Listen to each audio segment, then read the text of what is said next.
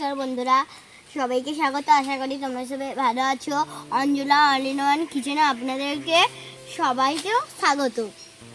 তো আজকে আমার ঠাম্মি পটল মালাইকারি আমাদেরকে বানিয়ে খাওয়াবেন এবং নিয়ম পদ্ধতিগুলো আপনারাও শিখে নিন। তো আমি আর আমার ঠাম্মি পটল তুলতে এসে গেছি। আপনারা দেখুন আমাদের বাগানে পটল হয়েছে।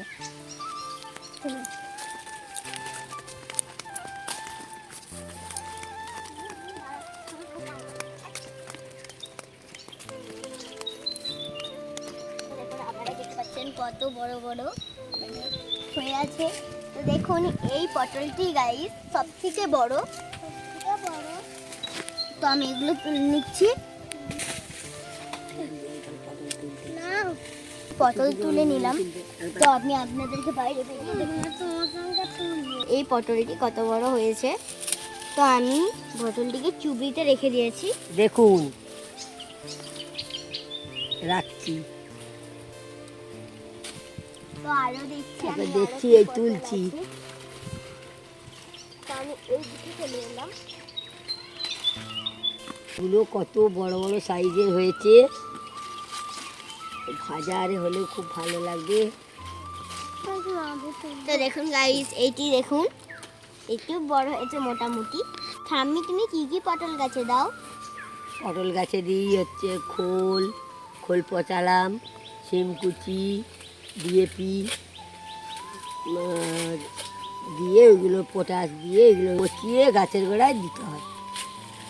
দিলে মানে এইসব তেজে এইসব পটল বড় বড় পটল হয়। দেখুন বন্ধুরা, প্রচুর গরম পড়েছে বলে ওই জন্যই পটল লাল লাল হয়ে গেছে, হলুদ হলুদ খারাপ হয়ে যাচ্ছে। এইগুলো নেব না, তাই ফেলে দিচ্ছি। এগুলো ভালো আছে সেইগুলো আমি চারটে তুলে এনেছি। আরো আছে, অনেক হয়েছে। তো আমি একটু যাচ্ছি, এইগুলো তো লক্ষ্য দিতে হবে নাকি। তুলছি দেখুন, খুবই সুন্দর পটল মাছের মধ্যে কি ঘর বানিয়ে বসে আছে। তুলতে খুব ভালো লাগছে।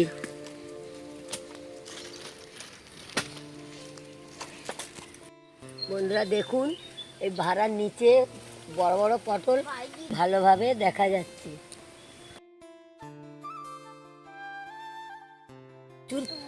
গরমেতে পরিমাণে হচ্ছে পটলগুলো একটু সাইজটা আবার একটু কমে যাচ্ছে আর কি। বেশি মার্কেটের থেকেও পটল খুব বড় বড় হয়েছে। দেখুন বন্ধুরা, দেখুন এই এত বড় বড় পটল। দেখুন বন্ধু, পটল তোলা কমপ্লিট। এবার বাড়ি চলে যাচ্ছি। কম গাছেতে কত পটল তুলেছি।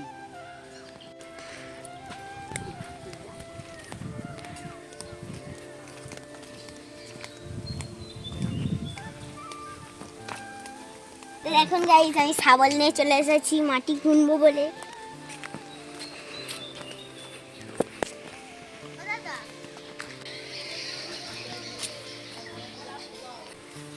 গোটায় পটল ধুয়ে নেব।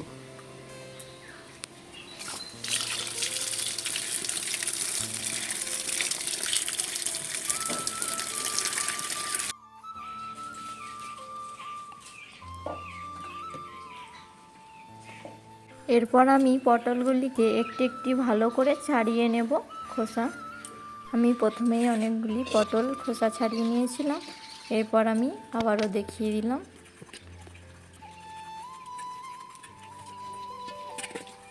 দেখুন বন্ধুরা, আমি ঠিক পটলটিকে এইরকমভাবে মাঝ বরাবর কেটে নেব, তাহলে কিন্তু পটলের ভেতরে মশলা সব মিক্স হবে, না হলে মিক্স হবে না। তো প্রথমেই আমি পটলকে কেটে নুন এবং হলুদ পরিমাণ মতো মাখিয়ে নিয়েছি।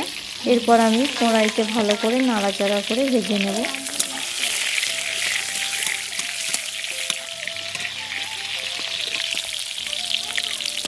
এই রেসিপিটা ফোড়ন দেওয়ার জন্য নিয়েছি। বানানোর জন্য কিছুটা পরিমাণ মতো পেঁয়াজ নিয়েছি, রসুন নিয়েছি, আদা নিয়েছি, একটি কাঁচা লঙ্কা নিয়েছি।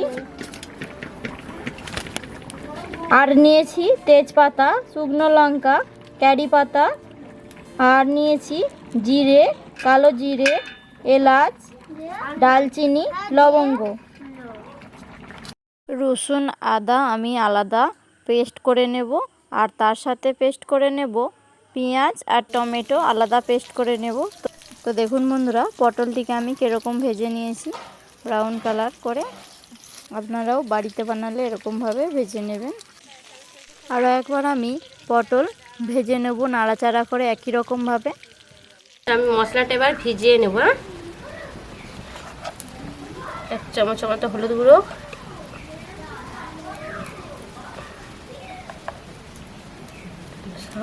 2 চামচের মতো লঙ্কা গুঁড়ো, ধনে গুঁড়ো 1 চামচ, 1 চামচ, কাশ্মীরি লঙ্কা,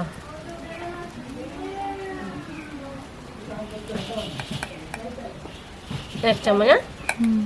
এরপর আমি মশলাটিতে জল দিয়ে ভালো করে মিক্স করে নেব। অপরদিকে আমি একটি নারিকেল ভালো করে কুড়া তৈরি করে নিচ্ছি। এরপরে এই কুড়া দিয়ে তৈরি করব নারিকেলের দুধ মিক্সচার মেশিনে মিক্স করে। তো দেখুন বন্ধুরা, নারিকেলের দুধ আমি তৈরি করে নিয়েছি।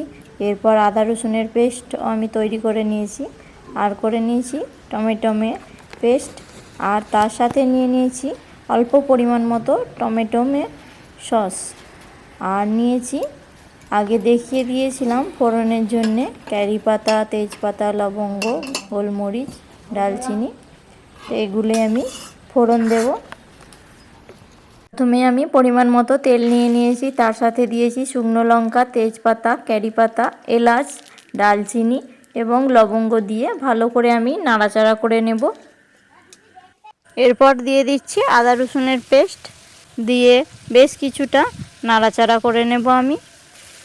এরপর দিয়ে দেব বাটিতে মশলা মিক্স করা, দিয়ে মিক্স করে নেব। এরপর অল্প পরিমাণ মতো টমেটো সস দিয়ে দেব।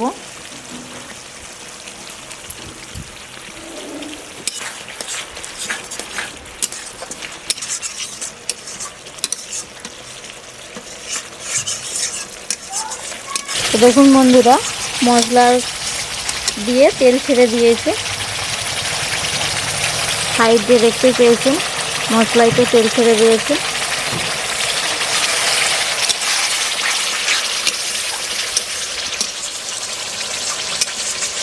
পরিমাণ মতো লবণ দিয়ে দিচ্ছি এরপর। তো দেখুন বন্ধুরা, মশলাটা কষা কমপ্লিট। এরপর আমি কড়াতে পটল দিয়ে দেব। সব পটল একই সাথে তুলে দেব, দিয়ে বেশ কিছুক্ষণ ধরে নাড়াচাড়া করব। পটলটিকে ভালো করে মশলার সাথে কষবো, ঠিক 5 থেকে 6 মিনিট। 5 থেকে 6 মিনিট কষা কমপ্লিট। এরপর আমি নারিকেলের দুধ দিয়ে দেব পটলের সাথে, এই যে দিয়ে ভালো করে আমি মিক্স করে নেব। 1 চামচের মতো একটু চিনি দিয়ে দিলাম, চিনি দিলে একটু স্বাদ বাড়ে।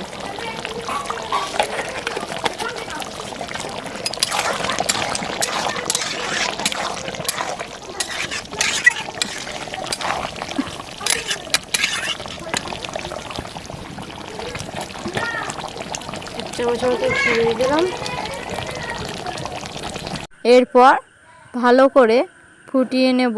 আপনারাও কিন্তু এই পটলের মালাইকারি বানিয়ে খাবেন, অবশ্যই ভালো লাগবে আপনাদের। পটলের মালাইকারি রেডি। এরপর আমি কোড়া থেকে নামিয়ে নেব। তো দেখুন বন্ধুরা, কত সুন্দর হয়েছে পটলের মালাইকারি, কালারটি কত সুন্দর এসেছে। আপনারা চাইলেও কিন্তু খুবই সহজে বাড়িতে এরকমভাবে এই রেসিপিটা বানাতে পারেন। আজকের মতন এই রেসিপিটা এখানেই শেষ করছি। দেখা হচ্ছে আবার কোনো পরের ইউনিক ভিডিওর সাথে। খুব নতুন ভিডিও দেখার জন্য আপনারা অবশ্যই সাবস্ক্রাইব করুন, আর লাইক, কমেন্ট, শেয়ার করতে ভুলবেন না, কিন্তু অবশ্যই করবেন।